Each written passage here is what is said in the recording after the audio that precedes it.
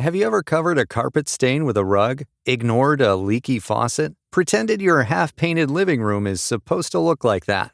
Well, you're not alone. We've all got unfinished home projects. But there's an easier way. Thumbtack is the app that makes it easier to care for your home. Pull out your phone and in just a few taps, search, chat, and book highly rated pros right in your neighborhood. Download Thumbtack and start caring for your home the easier way. Grumpy Old Geeks, a weekly talk show hosted by Brian Schulmeister and Jason DeFilippo, discussing the finer points of what went wrong on the internet and who's to blame.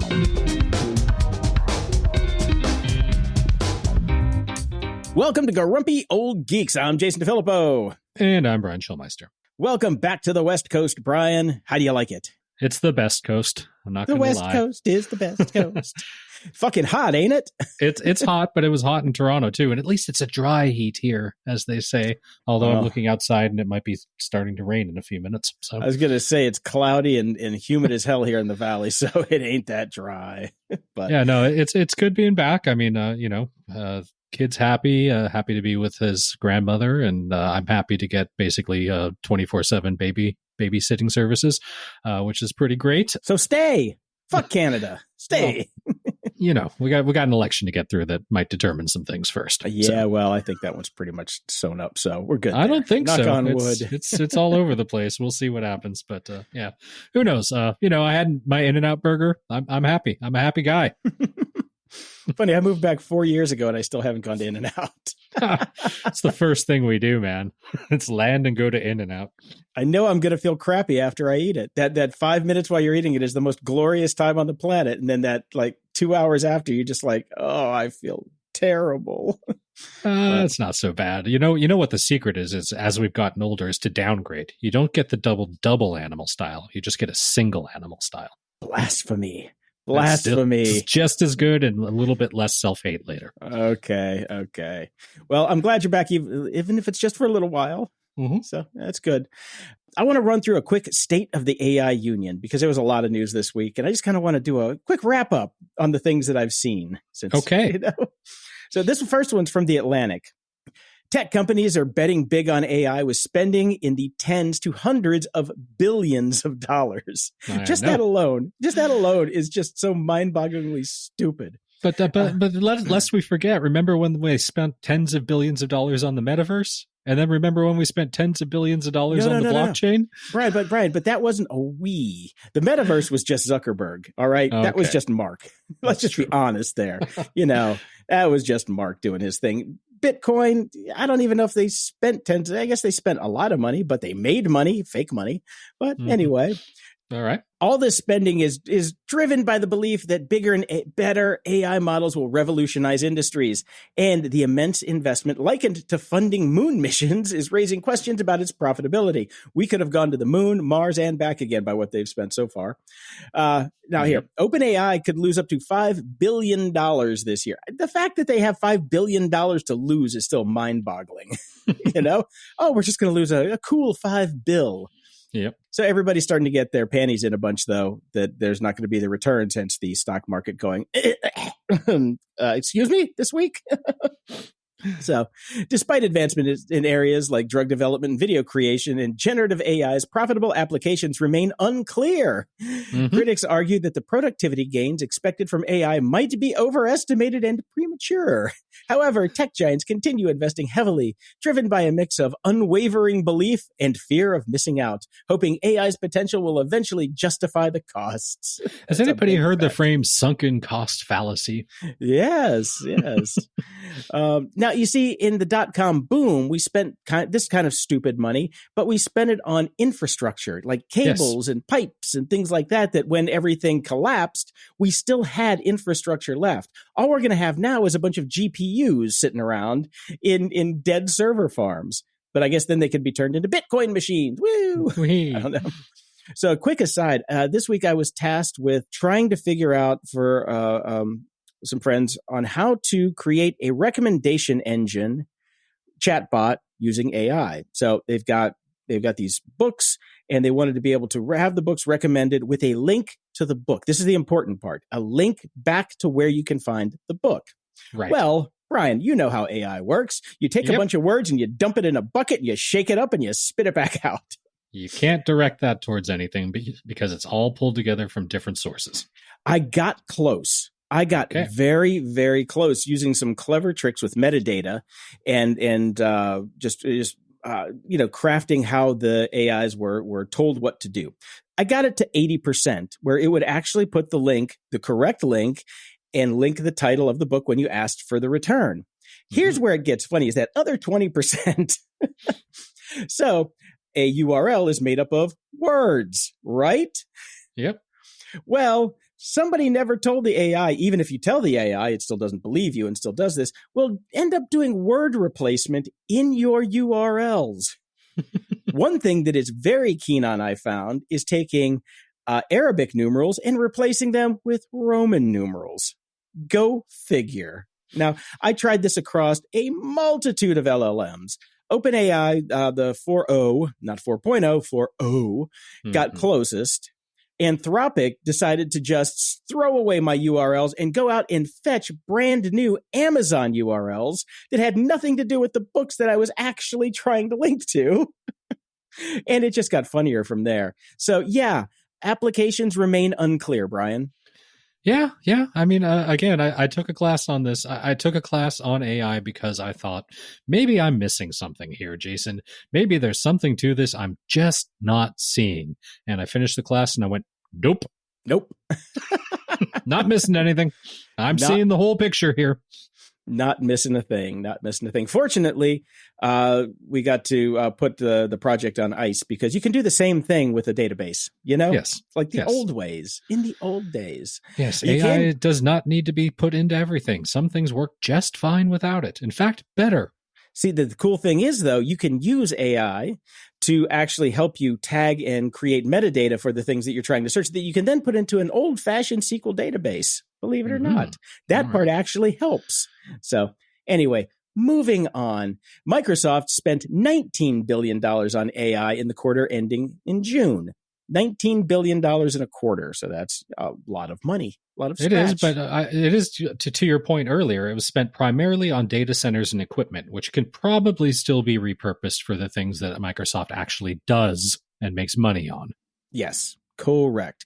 And despite earning $36.8 billion in cloud revenue last quarter, the profits from AI remain elusive, as they say. Now, here's a fun one. Gartner, a leading global research and advisory firm, predicts that by 2025, 30% of Gen AI projects will be abandoned after the proof of concept stage. I would say that number is amazingly low. I'd say 30% have been abandoned already. Yeah. Yeah, it's that number is very low. Yeah. And Rita Salam from Gartner highlights that the costs and the costs and strategic impacts of Gen AI vary significantly, making financial planning challenging. That's right. What I thought was going to end up costing me just a few bucks ended up costing me well over $100 just for training. You know, the stuff grows pretty quick. Yep. So I think Gartner is shooting low on that one. I think they're shooting very, very low at 30%. Now, back to the other issues. Generative AI is straining the U.S. power grid. Rapid construction of data centers to support AI growth has led to significant power and water consumption, which we've talked about many times on the show. For instance, a single ChatGPT query uses nearly 10 times more energy than a Google search. Now, is that an old Google search or is that the new Google AI searches? Exactly. Is that a Gemini search or how does that work? Yes. So that's the other thing that they're not quite factoring into it. But also, I think you're comparing apples and oranges there because, a straight Google search is just searching the web. A ChatGPT request could be summarize this book for me and spit out 10 relevant points. There's a lot more going on than just, querying a highly optimized Google database. So So that's a little apple and oranges. But until you get to Gemini, then everything changes. So in Kansas City, power needs for an AI-focused data center are delaying the closure of a coal-fired plant. That's right. We're burning more coal so we can get more AI. Data centers are expected to reach 16% of U.S. power consumption by 2030. Wow. 16%. That's a lot. That's a lot for nothing. Cooling these centers requires billions of cubic meters of water annually, exceeding the total annual water withdrawal of half the UK.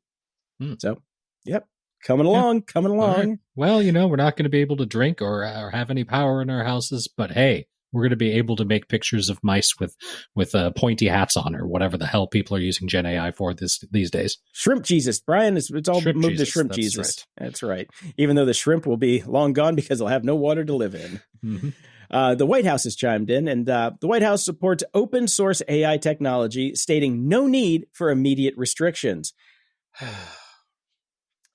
Okay. Alan Davidson of the U.S. Commerce Department emphasized the importance of open systems. This follows an executive order from President Biden asking for recommendations on AI management by July. He got this one in right under the wire.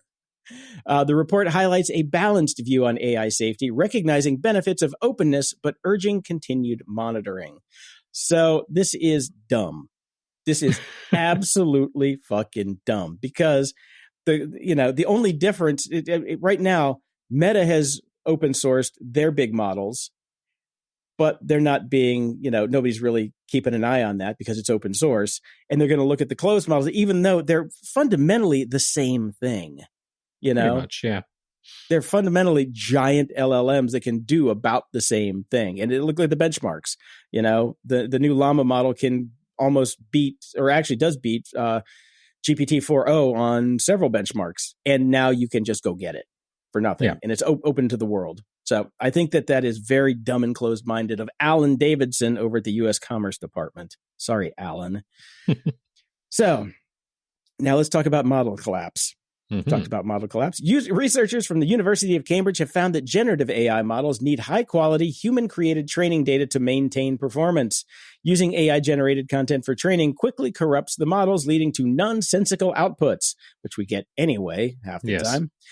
This cannibalistic approach affects both large language models like ChatGPT and AI image generators such as Midjourney and DALL-E. So, model collapse coming soon to a theater near you. Yes, the worm is eating itself now. Yeah. And it's funny, if you look at some of the examples that they have, you can kind of get an idea of why these things start to collapse. Mm-hmm. Because when we do, like, say you take a picture of a person, you have continuous skin tone, but as the AI draws skin tone, it's kind of filling it in bit by bit by bit. And then as it keeps going, when it pulls it back in, then those little wavers tend to accentuate over time. And then you get worm face. It's great. Yes. Look at the article. It's great. To take it to an audio and analogy, it's noise keeps being added to the signal, and then it just keeps getting amplified and amplified and amplified until all you have left is noise. Or we keep screwing our cousins and we just end up with flipper babies. Oh yeah. Well, there's the royal model approach as well. Yes. Yes, there is. All right. Anyways, some non-AI follow-up here as well. We've been talking a lot about the struggles that people are having keeping kids safe online, particularly on social networks, because, they just don't bother, really. But the Senate has just passed 2 landmark bills aimed at protecting minors online. The Kids Online Safety Act, or KOSA, and the Children and Teens Online Privacy Protection Act, known as COPA 2.0, passed the Senate in a vote of 91 to 13 or something. It says T3. I don't know how that happened, but that was a terrible Terminator movie. Yes, isn't KOSA another Star Wars series? Don't know offhand. KOSA. It's probably a character at this point. Yes. Yeah. The bills are heading to the House next, although it's unclear if the measures will have enough support to pass there. If they do pass, the bills will be the most significant pieces of legislation regulating tech companies in years. So I will throw a party because I like regulation. KOSA requires social media companies like Meta to offer controls to disable algorithmic feeds and other addictive features for children under the age of 16. Personally, I would like that to be a feature for everyone, regardless of age. I would love to get rid of my algorithmic feeds. It also requires it also requires companies to provide parental supervision features, safeguard minors from content that promotes eating disorders, self-harm, sexual exploitation, and other harmful content. The controversial provision in the bill creates what's known as a duty of care. This means platforms are required to prevent or mitigate certain harmful effects of their products, like addictive features or algorithms that promote dangerous content. In other words, do something about the damn content that you're hosting and pushing onto people. Yeah. So the FTC would end up being in charge of enforcing that standard. And then COPA 2.0, on the other hand, is less controversial. It just basically expands and I can't believe it's this old, 1998 Children and Teens Online Privacy Protection Act. So basically it's just saying this law is 30 years old. We need to upgrade it because they didn't even have MySpace then. What's so funny? I keep coming back to COPA because when COPA was passed, I wrote a Perl library that was for, throwing in an age to tell the program if they were COPA compliant or not. Right. That was 1998. Oh my God. It was a long time ago. 26 years. Hopefully these things will get passed because we need to start doing something here. For the children, Jason. People born when I wrote that are now 26 years old. We old, Jason. We old.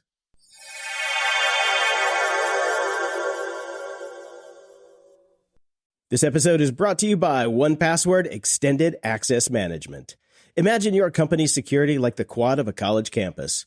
There are nice brick paths between the buildings. Those are the company-owned devices, IT-approved apps, and managed employee identities.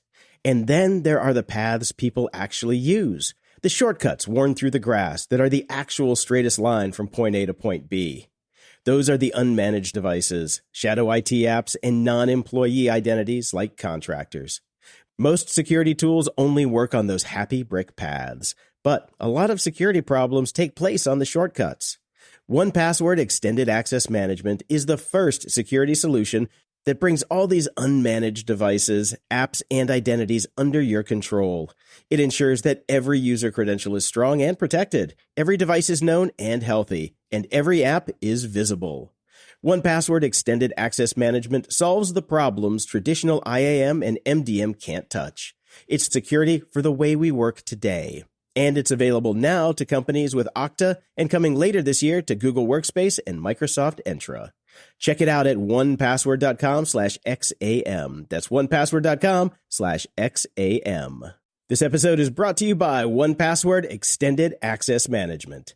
Imagine your company's security like the quad of a college campus. There are nice brick paths between the buildings. Those are the company-owned devices, IT-approved apps, and managed employee identities. And then there are the paths people actually use, the shortcuts worn through the grass that are the actual straightest line from point A to point B. Those are the unmanaged devices, shadow IT apps, and non-employee identities like contractors.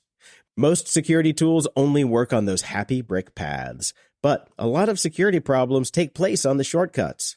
1Password Extended Access Management is the first security solution that brings all these unmanaged devices, apps, and identities under your control.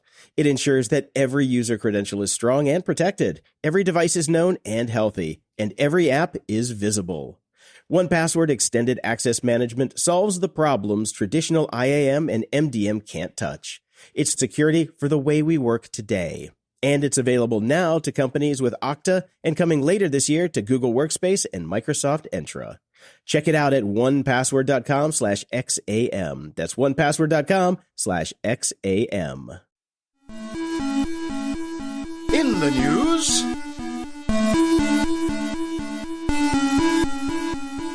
Brian, some good news. Mm-hmm. Woo! A federal court has ruled that U.S. Customs and Border Protection agents cannot search smartphones without a warrant. Good. Finally, this landmark decision, applying only to the Eastern District of New York, may set a privacy precedent. Now, So if you're really concerned about your safety, you will only fly through New York and then drive everywhere else around the United States. There you go. Yeah. Well, just don't leave the country then once you're here. Just, don't. It's funny, though. The case involved Kurbanali Sultanov, who was indicted after border agents at JFK found child sexual abuse material on his phone during a warrantless search. Mm-hmm. Sultanov's attempt to suppress the evidence, arguing it was obtained illegally, was denied. The court found the agents acted in good faith, but emphasized that future phone searches at the border require a warrant. So he's the last guy through. Sucks to be him. Really does for many, many ways, but he gets what he deserves. That's right. Yep. Civil rights groups, including Columbia University's Knight First Amendment Institute, welcomed the ruling, highlighting its importance for the protection under the First Amendment, as well as against unreasonable searches and seizures under the Fourth Amendment. Yes, it's a good thing. All right. Yes. Well, the DOJ on Friday night asked a federal court to reject TikTok's bid to have the law that could ban it overturned, citing national security concerns that include Its alleged use of internal search tools to collect information on users' views around sensitive topics. We're starting to finally see some of the meat in the DOJ's hamburger on their case against the TikTok here. This comes in response to a petition filed in May by TikTok, an attempt to challenge the law that now requires its China-based parent company ByteDance to sell the app or it will be banned in the U.S. In one of the documents filed with the U.S. Court of Appeals for the D.C. Court, the DOJ says a search tool within Lark, which is the web suite system the company employees use to communicate, allows ByteDance and TikTok employees in the United States and China to collect bulk user information based on the user's content or expressions, including views on gun control, abortion, and religion.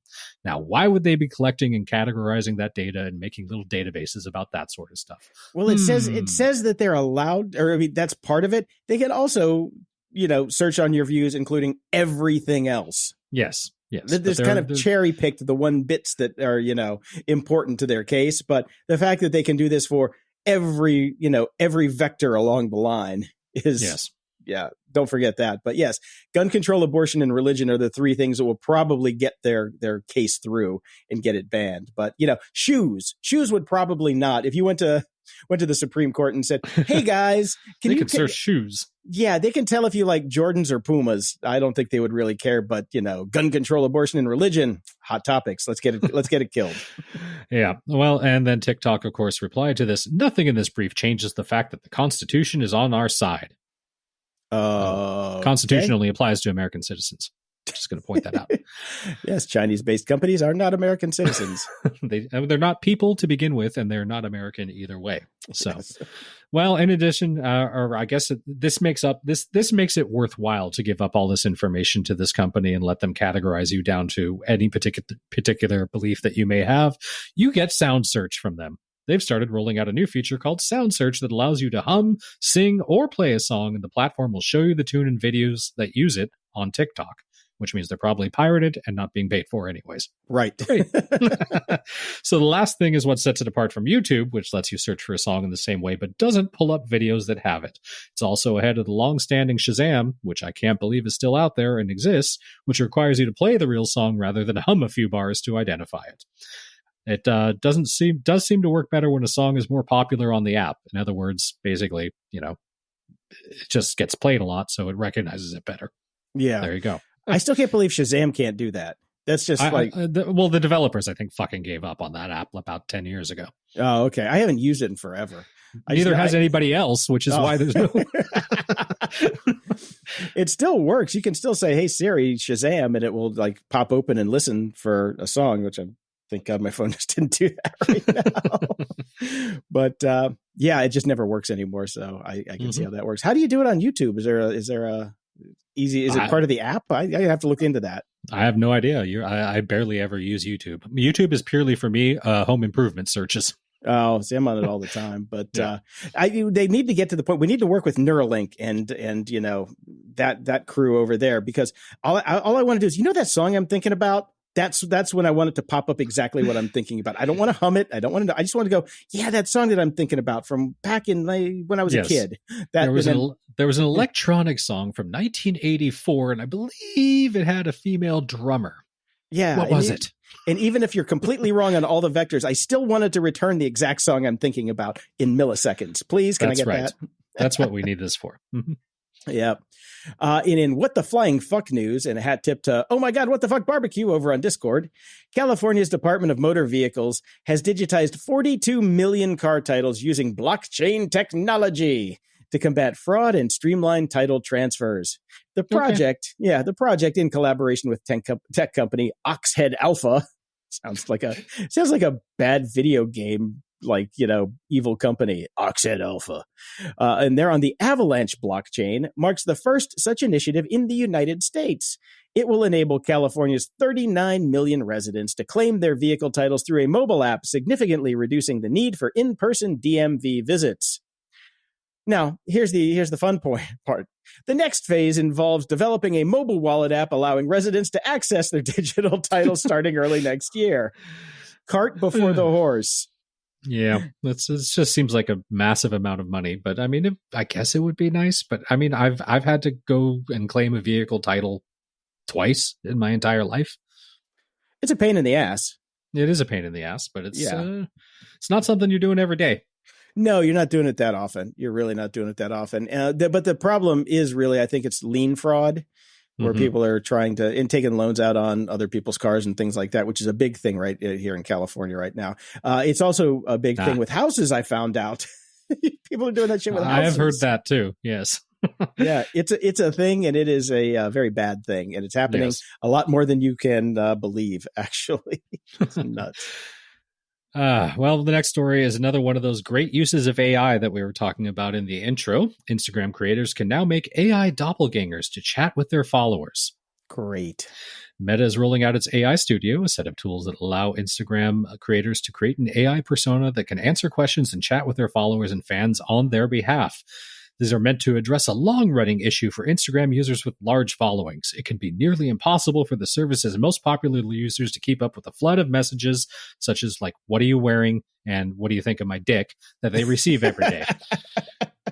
Now, though, they'll be able to make an AI that functions as an extension of themselves, says Connor Hayes, who is VP of Product for AI Studios at Meta. Okay, so they're saying there's a problem. I'm not entirely convinced about that. And they're saying that this is the solution. I'm definitely not convinced about that.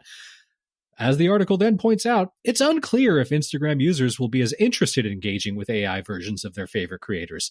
Meta has previously experimented with AI chatbots that took on the personalities of actual celebrities, not Instagram celebrities, like Snoop Dogg and Kendall Jenner, but those characters proved to be largely underwhelming and uninteresting to users. Yeah, they actually rolled out this week that they're sunsetting those. Well, there you go. Like, nobody wants this stuff. No one. So, but we're getting it. I know. And look, man, we were wrong before about who's using, AI boyfriends and girlfriends. So who knows? Maybe the kids these days want to talk to an AI Snoop Diggity Dog. I don't. Perhaps they do. Yeah, I don't think so. But, we should ask some kids. Yes. No, because we'll go to jail. Hey, kids, come here to the back of my van. You want to talk to an AI guy? Hey, at least if we have all those questions and responses in our phone and we fly in through from a different country, it can't be searched anymore. We're cool. We're safe. Woohoo! Meta has agreed to a $1.4 billion settlement with Texas over the unauthorized use of biometric data from user photos and videos. Mm-hmm. The lawsuit filed in 2022 accused Meta of illegally storing billions of biometric identifiers via Facebook's tag suggestions feature introduced in 2011. Despite shutting down its facial recognition system in 2021, Meta now faces a 5-year payout plan to Texas. That said, Meta's spokesperson expressed a willingness to invest further in Texas. Meanwhile, Texas continues its legal battle against Alphabet over similar allegations. So they're pulling in Illinois here. Yep, definitely. So yeah, good. Yeah, I got like $13 out of that when I lived in Illinois. That was great. That's great. Mm-hmm. Now, this next one, Brian, this is just this is for the old people in the audience here. Sybil raises $11 million for its AI assistant that helps salespeople reduce administrative burden. Sybil says what sets its AI assistant apart is its ability to track and analyze many call transcripts and emails, which enables it to provide context-driven insights and summaries instead of only providing meeting notes and transcripts of 1 or 2 calls. Not a single founder of this company was born when the TV miniseries Sybil came out, so they must have missed all the social context of trying to build an AI assistant and calling it fucking Sybil. You'd think that one of the VCs might have asked them if the name was a good idea or not. So I don't know if you remember Sybil, but for the people who don't, Sybil was a TV miniseries in the 70s about a severely abused young woman played by Sally Field, whose childhood was so horrifying and harrowing that she developed 16 different personalities. And by the way, it wasn't fiction. Obviously, none of these people were psychology majors at any point in their lives either, because I remember spending at least a semester on Sybil, on studying Sybil, reading books about it, etc. So, yeah. Yeah, no, it is a real person. And so let's take our AI and give it multiple personalities that we don't know who we're going to be dealing with every time we talk to them. Good plan there, guys. Good luck, Sybil. Yeah. In other frustrating news, Grok AI is set to become, quote, the most powerful AI by every metric by December using the world's most powerful training cluster, end quote, according to renowned carny barker Elon Musk. However, there's a catch. X has automatically opted users into a data sharing feature that helps train Grok using their data. It's a hidden feature that can only be disabled through the website, not the mobile app. So to turn it off, go to settings on the website, then privacy and safety, then data sharing, and then look for Grok at the bottom where you can disable the option. And there is also an option to delete the chat history, which may or may not do a goddamn thing. So, and a note on this is driving me fucking crazy. This article actually called the website a web app. No, it's a website. Yes. It's a fucking website. Stop trying to wrap app around everything. And it's still software, not a software, you fucking animals. Yeah, and they're GIFs. Oh wait, no, they're not. Well, I'm so glad that Grok is about to become the most powerful AI by every metric, because Grok's chatbot is misleading voters about the presidential election currently.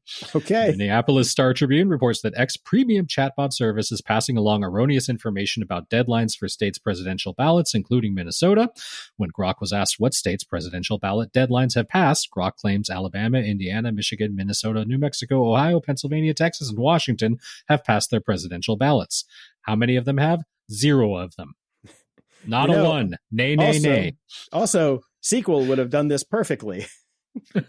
Grok then sources its information to a post on X published on Sunday by a user and conservative pundit, which does not include a correction or warning about election misinformation. So again, absolutely 0 is being vetted here. In fun mode, Grok repeats the incorrect information and source with a comment. So if you're planning on running for president in one of these states, you might want to check if there's a write-in option. Or, travel back to before the deadline's passed. Ha ha ha, Elon, you're hilarious. Great. Yes. Anyways, it goes on and more, but obviously, Grok is just a pile of shit. All these things are. So we reached out to X's press email for comment and only received a reply that read, busy now, please check back later. I guess they disabled the poops. They've upgraded from the poops to actual English. Great. Yes. And Elon Musk also shared a doctored Harris campaign video on X without labeling it as fake. As spotted by the New York Times, Elon Musk shared an altered version of Kamala Harris's campaign video on Friday night that uses a deep fake voiceover to say things like, I was selected because I am the ultimate diversity hire in the VP's voice. Nowhere does the post alert users to the fact the video has been manipulated and features comments Harris did not actually say. And it's worth pointing out that under X's own policies, users may not share synthetic, manipulated, or out-of-context media that may deceive or confuse people and lead to harm, misleading media. Okay. Do as I say, not as I do. Tesla has also recalled 1.8 million vehicles over risk of detached hoods. Whoopsie. A sizable number even for a company that is no stranger to these turn of events. Yeah, no shit. Yeah. So it's an over-the-air software update. So I think they'll actually, to be fair to Tesla at this point, I think they need a different term than recall when you don't actually have to bring your car anywhere. But I guess you do have to decide to enable auto updates. Haha. Yeah. Dad joke. And one last Elon story, a deadly accident in Washington that took the life of a motorcyclist earlier this year was caused by a Tesla vehicle while it was in full self-driving mode. So they basically studied all this. They went into it. They found out that, yes, it was on autopilot mode. And the NHTSA's report concludes that Tesla's weak driver engagement system was not appropriate for autopilot's permissive operating capabilities, and that full self-driving mode does not adequately ensure that drivers maintain their attention on the driving task. So, yes, it's not full self-driving. It kills people. Yes, which we've known for quite some time, but I'm surprised that this one actually got through, because usually right before the person dies, the full self-driving flips off, so they can't say that it was on when the person actually died. So yeah, that's been the thing. Yeah, that's okay. The Tesla's going to recall their cars to make sure that they do that again. Exactly. They got to fix that. All right. The U.S. Consumer Product Safety Commission, or CPSC, has ruled that Amazon is responsible for properly recalling hazardous items sold on its marketplace, even from third-party sellers. Speaking of recalls, this decision follows Amazon's failure to adequately notify the public about over 400,000 recalled products, including faulty carbon monoxide detectors and flammable children's pajamas. Whoops. Despite Amazon's attempts to alert buyers, the CPSC found these efforts insufficient. Amazon plans to appeal the decision, but must now implement a new plan to notify customers and encourage the return or destruction of these dangerous items, especially the flammable children's pajamas. Now, unless that's what I bought on purpose, like the title was, flammable, instantly flammable, children, for child, pajamas, XYZ, 2Z, double XYZ, black and black and black and blue and purple and blue and blue. By the way, this is flammable. And, then I know what I'm buying. Yes. If they weren't labeled under kindergarten flambe, then that is not the Jesus. Wow. Yeah. So it's a good name for a restaurant. Yeah. Oh, yeah, it is, really. Mm-hmm. Okay. And here we go. Yum Brands is expanding voice AI technology to hundreds of Taco Bell drive-thrus in the U.S. by the end of 2024, aiming to modernize operations and enhance customer experience. This AI rollout currently in over 100 locations. The company plans to eventually implement this technology globally across its brands, including KFC and Pizza Hut. And I bet they got a deal on all that AI that McDonald's sold after they found out it doesn't fucking work. I would like 2 gorditas, please. 3 tortillas. No, 2 gorditas. 3 tortillas. Coming up. No, you ask. They give you back a 12-piece family meal because they're going to be rolling out with KFC too. Perfect. Awesome. Yep. Just what we needed. I'm glad they learned from McDonald's mistakes. Yes. And this final one, Cloudflare Application Security Report of 2024 update is out, and the TLDR of the entire thing is 7% of all internet traffic is malicious, and was surprising me because I thought it would have actually been more. Yeah. Well, I suppose it depends on one's definition of malicious.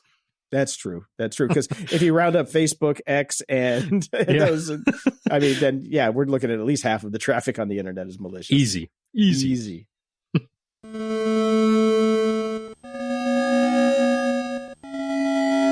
Media Candy. Well, I flew into LA over the weekend, and it was a bright and early flight. So unfortunately, this is definitely not a drunk on a movie plane reviews. It is completely sober on a plane movie reviews. I had coffee. Very exciting. Was your phone searched at the border?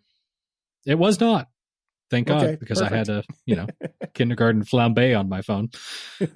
First up was Aquaman and the Lost Kingdom. There weren't a lot of movie options, so that's what I went with. I lasted 10 minutes. Okay. You lost me at the title. Oh, Aquaman and the Lost Kingdom? You have not heard of this barnbuster of the final DC series? No, I have not. I didn't even know that they were still making Aquaman movies. Yeah, I think it's basically the last gasp, and before they reboot the DC, this one came out. So, literally got in 10 minutes. It was so fucking boring, I couldn't take it. Like, I was just like, I don't know what's happening here, and I don't care, and I'm just going to turn this off now, or I'll have to open the door and step out of the plane, one or the other. It's for all the ladies because it has the Jason Momoa. I guess, and I thought the first Aquaman one was all right. It was kind of funny. Pretty good, actually. It was fine. This one is not. Okay. Yeah. Then I saw Confess Fletch was an option, and I loved the original Fletch movies with Chevy Chase. They came out at a perfect time when I was a kid. It was the perfect humor for me. And Chevy Chase is a ham. This is a modern take on it with I can't remember his name, John Hamm. Speaking of hams, as the lead character, and it was great. Really? Surprise! Yes, it wasn't so cheery or cheesy and dorky as the Chevy Chase one was. He plays it a bit straighter. Fun movie, really enjoyable. Okay. Surprise! I hope they make more. Okay, I don't think they will because this is the first time I've ever heard of it. Yeah, well, nobody really heard of it either. I remember just seeing an ad or two for it like a while back, and I was like, oh, there it is on my screen as an option. So I watched it and I loved it. I thought it was great. So okay, cool. That was a real hoot. Kind of ran out of movies at that point. So I went and watched, they had the Apple TV Plus option. They had obviously made a marketing deal with them on Air Canada. So there was a bunch, they put the first 3 episodes of every show to get you hooked. So I watched Loot, which has Maya Rudolph. This is horrible. Okay. This is one of the worst things I've ever seen in my entire life. It is. I know people keep telling me Maya Rudolph is funny. No, I've seen her be kind of okay every now and then. But Yeah. You were drunk. Nope. Didn't happen. Yeah. This was god awful. Never, ever, ever watched this. So I had to cleanse my palate after that. Don't worry I watched about the first. I had to cleanse my palate after that one, so I watched the first 3 episodes of Ted Lasso again, and man, it hooked me again. I want to start watching the whole first season again. It is such a wonderful show, just so well done. I so enjoyed it again, and it's been so long that I didn't really remember all the beats from the first 3 episodes, because that was a long time ago now, and I'm totally going to rewatch the show. And my wife started watching Shrinking, which I've talked about on this show before too, that I absolutely loved, and she thinks it's amazing too. So I need to finish that. I started the last episode and never finished it. I should probably second season's coming soon, so yeah, you should finish that up. I'll just wait for that to come, then I can watch the last episode and then get up to speed easier. Make it easy. I found an old show called Battle of the Brothers.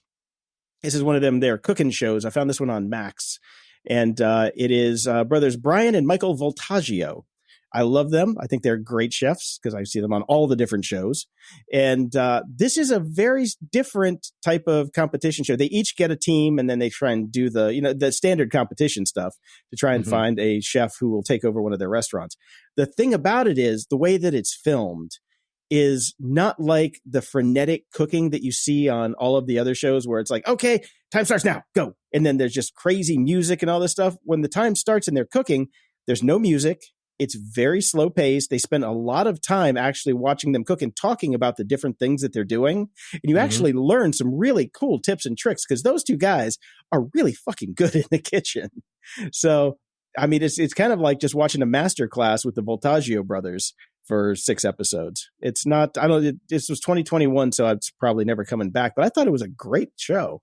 Great little show. Cool. Yeah. I might check that one out. That sounds pretty good. Well, I got some good news for you, Jason. I know The Boys is 1 season away from ending, but there's going to be more. Oh, yeah. Of course. So at San Diego Comic-Con, Amazon has announced they will produce a prequel of the superhero show called Voight Rising. This will take place during the 1950s, during the early days of the evil Voight Empire. And you're also going to get, I don't know, some other stuff. They're basically trying to turn it into Amazon's Game of Thrones, where we're just going to inundate you with boys content. Yeah. So good for you, right? Yeah, no, it sounds good to me. And there's another spinoff already. That Gen V was the spinoff that they already Gen did. V, which you like that already. So yeah, I like that a lot. And they started to tie that in a lot in the last episode, and in some parts of last season, they started to weave those 2 stories together, which was really cool. So I'm looking forward to that. And if it's if they give it the same treatment, it should be pretty good. Good. I mean, it's all that Seth Rogen stuff, So yeah. His companies that are doing these comic book adaptations are just phenomenal. Oh, and if you've never seen Preacher, that hits Netflix as part of that AMC Plus deal at the end of August. So Preacher season 1 through 4 are pretty good too. Highly recommended. So here we have some new Star Wars news. Woo! Jude Law is set to join the Star Wars universe in Disney Plus's new series, Star Wars Skeleton Crew, and they post some pictures today, or not today, this week over on, I think it was on E! And it looks like something I'm never, ever going to watch because it's about kids. I'm going to watch it. We'll see. Okay. Yeah. I'll watch it for you and let you know if it's appeals to you at all. So. Okay. I'll let you and Dave hash that one out, and then you can let me know. At least one of the droids is voiced by Nick Frost, who I like. So that's good. Yeah. That's good. So we'll see. Yeah. Disney Plus on December 3rd. Oh, long time away. Yeah. The way this year's going, though, it could be next week. That's true. Yeah. There's a new Star Trek series in the works from Justin Simeon and Tawny Newsome. So this is going to be a comedy, I guess. This one is going to be weird. It's kind of like, I don't know. It's kind of getting a little too meta on this one. This action comedy will focus on Federation outsiders on a resort planet with their exploits broadcast to the Quadrant. Inspired by shows like The Office, it promises a fresh take on the Star Trek universe. So, yeah, I don't know. I'd rather they just kept Lower Decks going. I know it's such a like a home run. Just keep that one going. But yeah, it's the last season. I just feel they're getting rid of Lower Decks way too soon, and I'm not. I get the feeling that this one isn't going to get past get past a pilot episode. I just don't see this working. Yeah, but we'll see. Okay, we'll see. And plus, they have to get through the Paramount Plus shenanigans right now, and all the mergers and everything that's happening. Yeah, budget cuts, blah blah blah. Yep. And speaking of Paramount Plus, Michael C. Hall returns to the Dexter universe with 2 new series on Paramount Plus. At Comic-Con, Hall announced Dexter Resurrection, set in the present day, and Dexter Original Sin, a 90s prequel starring Patrick Gibson. Hall will narrate the inner monologue of young Dexter in Original Sin, and Dexter Resurrection premieres summer 2025, while Dexter Original Sin debuts in December 2024. So, be interesting. We'll see what happens. We'll see. I just know Dexter New Blood sucked. It sucked a lot. I couldn't get past episode 3. Yep.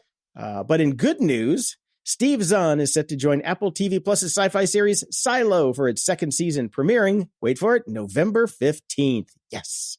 The 10-episode season will release weekly on Fridays. Who cares who Steve Zahn is? Because nobody really remembers him. He was in White Lotus. Oh, you do? Okay. Oh, yeah, I totally remember Steve Zahn. And I liked White Lotus, too. He was good in it. I loved White Lotus. Yeah. So this season's cast will have Tim Robbins again, Harriet Walter, and Ian Glenn. So should be good. All right. And the news that broke the internet last night, Squid Game 2 is coming out on December 26th with his Just What You Want right after Christmas. Squid Game. Yeah. Never seen an episode. Don't. Squid Game 3 will be in December 2025. That will be the final episode or final leg of the series. So, all right. Yeah, I would recommend you don't. So, but you will, the main character, Jung Jae Lee, was also Master Soul in The Acolyte. Which I was, thank God, I was trying to place him the whole damn time. I'm like, who is this guy? Why do I know him? But I never IMDb'd him until the Squid Game news came up on IMDb. And I'm like, oh, that's the guy. Now I remember. You go.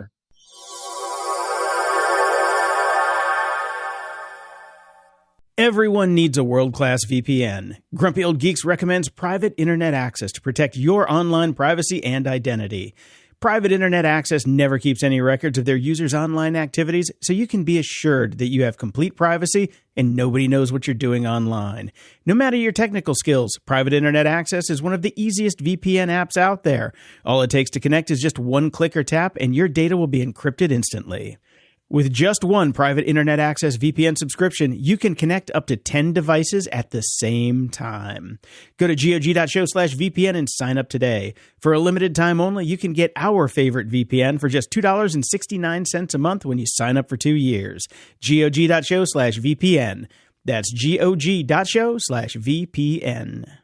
Listening on Audible helps your imagination soar. Whether you listen to stories, motivation, any genre you love, you can be inspired to imagine new worlds, new possibilities, new ways of thinking. Maybe you'll find inspiration in the incredible true story of Black female mathematicians at NASA in Hidden Figures, or the fantasy world of Throne of Glass. There's more to imagine when you listen. As an Audible member, you get to choose one title a month to keep from their entire catalog. New members can try Audible free for 30 days. Visit audible.com/imagine or text imagine to 500-500. That's audible.com/imagine or text imagine to 500-500. Ups and doodads. Brian, I got a quick note about Adobe and Photoshop. They raised their prices again? No, they haven't. I've actually got a hack for you to get a little cheaper pricing. I love Affinity Photo and Affinity Designer, but you know what I love about Photoshop? Muscle memory. Remove background and muscle memory. Just that simple, remove background thing. I have needed it so much this week that I actually had to go back and turn my subscription back on for a little bit. So I'm trying to, cut out a bunch of these portraits that I have and do some stuff with them. And I needed it. I'm just like, I can't do this. It just doesn't work.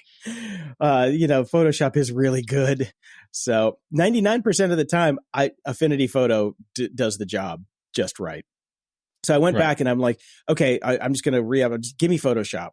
$32 a month they want for Photoshop. I'm like, I know that there are better deals for that. And if you go and look and you just click I want the photo bundle, you can bundle Lightroom and Photoshop for $19.99 a month.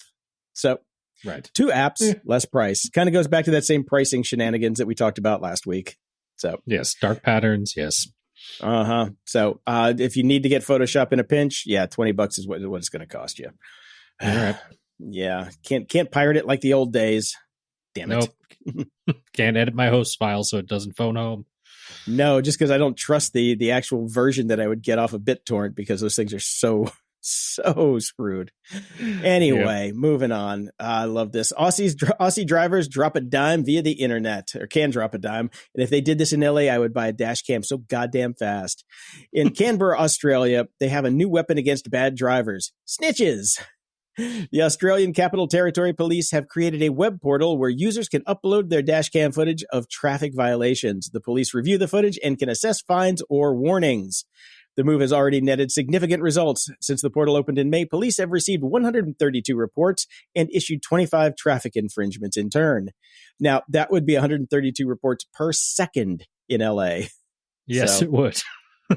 Yeah. And the whole thing with traffic tickets here, if you fight it and go to court and the police officer doesn't show up, you win. So I can't even imagine how that would work here. Yeah, I think they have different laws down there. I watched some of the video. Yeah, I watched some of the video. It's just like, yeah, they deserved it. They deserved it. And if they really want to do it right here in the States, they need to give the tipper a cut. You know, give the person, give that person the money to go to court and then get a kickback out of the fine. But I wish we could do this here. Oh my God. Right. Just keep people honest, just to keep people honest. Yep. Oh, this is a kind of a follow-up on another story we did. Sharks are congregating at Padaro Beach in California, prompting the launch of Shark Eye by the University of California, Santa Barbara's Benioff Ocean Science Laboratory. Say that 10 times fast.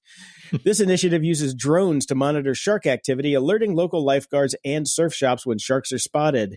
Shark Eye is now integrating AI to improve shark detection, addressing the shark challenge. Or not. Is it shark or not? Exactly. Challenge of distinguishing sharks from other objects like paddle boarders and kelp. Early tests show AI performing well, detecting more sharks than human observers. Okay. This technology aims to enhance beach safety and expand other areas, potentially offering a fully automated shark detection system in the future. And I guess they didn't listen to our episode where we covered the damage the drones do to the local bird populations. So maybe we can just get some blimps instead. I love a good blimp. Yeah, a dirigible. Come on. Yeah. They're great. Yeah, I agree. But basically, yes, shark or not. Yes. Well, if you thought that shenanigans with ticketing was a predominantly Ticketmaster thing alone, it is not. The Washington, D.C. Superior Court has filed a lawsuit against ticket seller StubHub that accuses the company of hiding all kinds of fees from consumers until the very last minute. So this is getting into all the dark arts again, of course, and dark practices and dark blah, blah, blah. The suit calls out the deceptive practice of charging hidden junk fees and refers to it as a classic bait and switch scheme. So if you've ever purchased a ticket via StubHub or any of its rivals, you're probably very familiar with what happens. You see ticket prices for like $20, and by the time you check out, there's suddenly all of a sudden 90 to 80, $90 to $100, which is crazy. Yep. Mm-hmm. So they can boost up to over 40% with some of these things. So finally, they're saying this is a load of bullshit, and you guys need to stop this. So we'll see what happens. So more lawsuits, more regulation. This is unfettered capitalism. This is what happens. It is what happens. Thank you, yes. StubHub. Mm-hmm. Avi Schiffman is developing a new AI company called Friend, designed to be a supportive, validating presence rather than a productivity tool. And now Avi built a COVID tracking website back in 2020 when he was 17, which is why he's so gosh darn qualified to build an emotional support device, Brian. Right. Tracking and support. I see it. Mm-hmm. Yeah. Yes, unlike traditional AI devices, Friend aims to be an ever-present companion, providing intelligent conversation and encouragement. The device, a round orb worn as a pendant or clipped to clothes, communicates through text via an app. Well, to be fair, most of my friends communicate with me through text via an app. That's true. That's true. Priced at $99 with no subscription fees, the first 30,000 units are set to ship in January.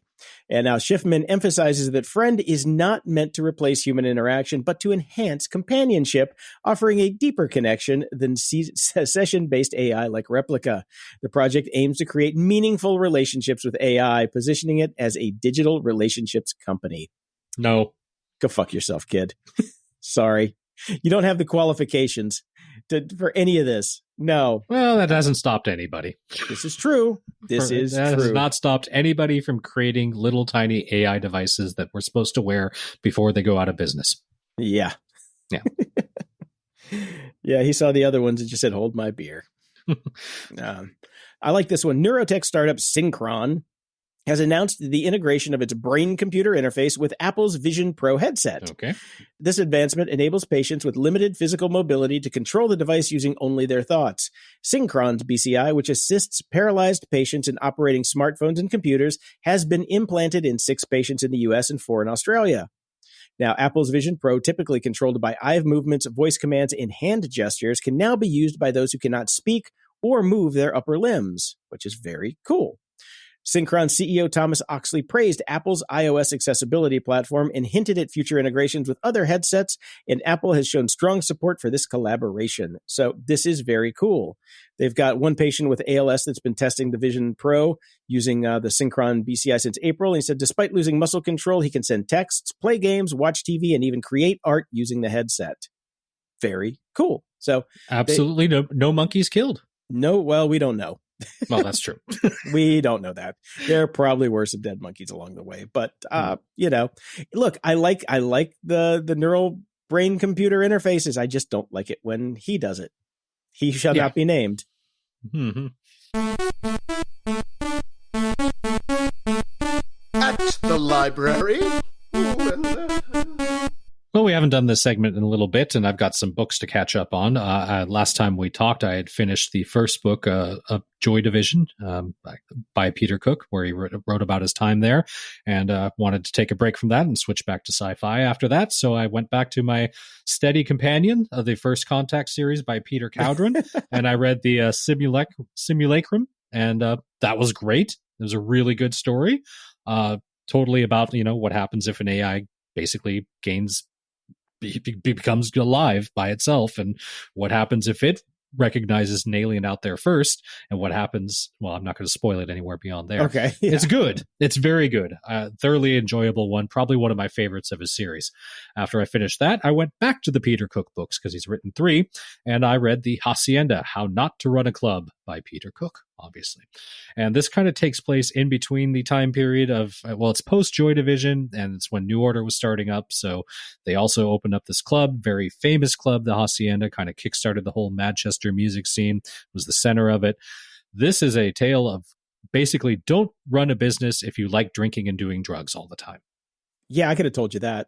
Yeah, well, in very amusing and gory detail, this gets into it, and it was a hoot to read, even though I don't particularly care about Manchester, and nor do I care about the Hacienda. But it was a fun story to read, and just the shenanigans that they got up to, and how it just basically destroyed the business, and how they were able to keep running the business as long as they did was amazing. Awesome. So after that, back to First Contact by Peter Cowdron. This guy owes you like some serious money. Come on. He does at this point. I'm paying him and then promoting the crap out of him because I do enjoy his books. So this one was Galactic Exploration, and this one was about 4 kind of interconnected stories. Basically 3 or 4 ships, I can't even remember now at this point, were sent out to do, deep space exploration. There were generational ships. They went different ways. All of them ran into aliens in one shape or form, different types.